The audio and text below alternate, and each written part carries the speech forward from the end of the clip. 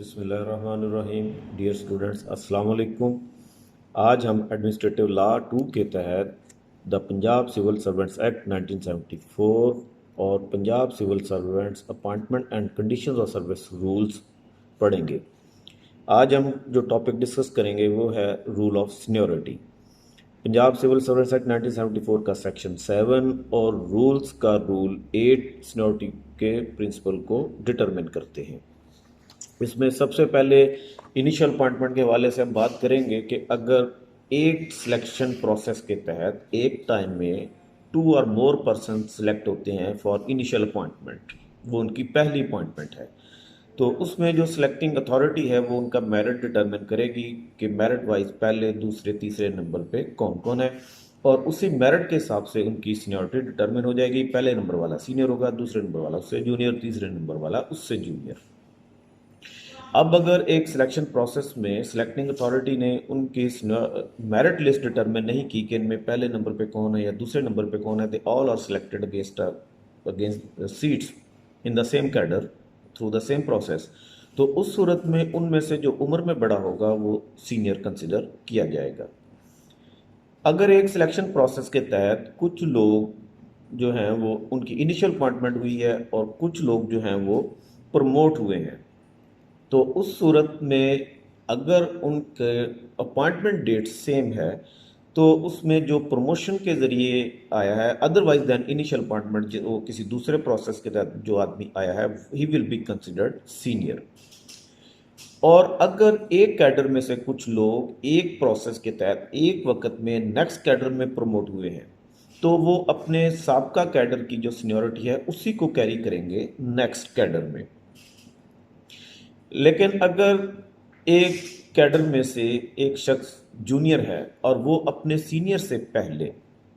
Ad hoc base पे promote हो गया, उसको in the public interest promote कर दिया गया और बाद में उसका सीनियर भी प्रमोट हो गया परमानेंटली, और जो जूनियर एडहॉक प्रमोट हुआ था पहले उसकी प्रमोशन भी कंफर्म हो गई, वो भी परमानेंट प्रमोट हो गया, तो इस सूरत में उसका जो साबका कैडर में सीनियर था वही नेक्स्ट कैडर में सीनियर रहेगा। लेकिन अगर जूनियर वो पहले प्रमोट हो जाता है, परमानेंट उसकी प्रमोशन हो जाती है और उसका सीनियर पिछले कैडर में से वो बाद में प्रमोट होता है, तो जूनियर वो फिर नेक्स्ट कैडर में सीनियर हो जाएगा और सीनियर जूनियर हो जाएगा। लेकिन उसके लिए शर्त यह है कि जब प्रमोशन का केस उसमें उन दोनों का केस सेम टाइम कंसिडर किया गया, लेकिन जूनियर को प्रमोशन मिल गई तो फिर वो सीनियर हो जाएगा। इसी तरह इसमें अगर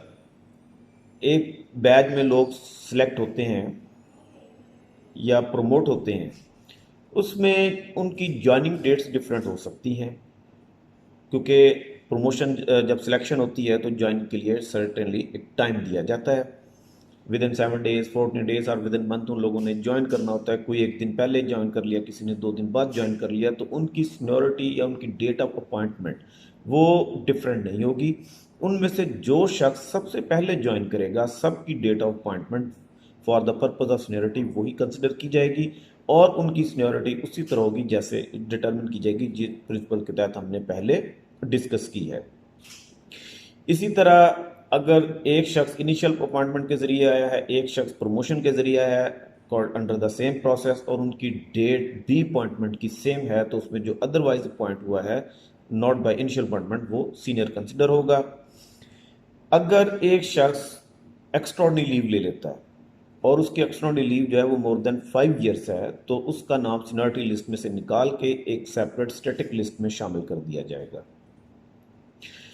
और उसको सीनियरिटी या प्रमोशन के लिए वो 5 साल का जो उसका पीरियड है वो या उससे ज़्यादा जो भी पीरियड होगा वो कंसिडर नहीं किया जाएगा, और जब वो दोबारा अपनी सर्विस को ज्वाइन करेगा तो फिर उसका नाम सीनियरिटी लिस्ट में शामिल किया जाएगा। और अगर उस अरसा के दौरान उसका जूनियर प्रमोट ऑलरेडी हो चुका है तो वो जूनियर उससे सीनियर हो जाएगा, ये अपनी सीनियरिटी उसके मुकाबले में लूज कर जाएगा।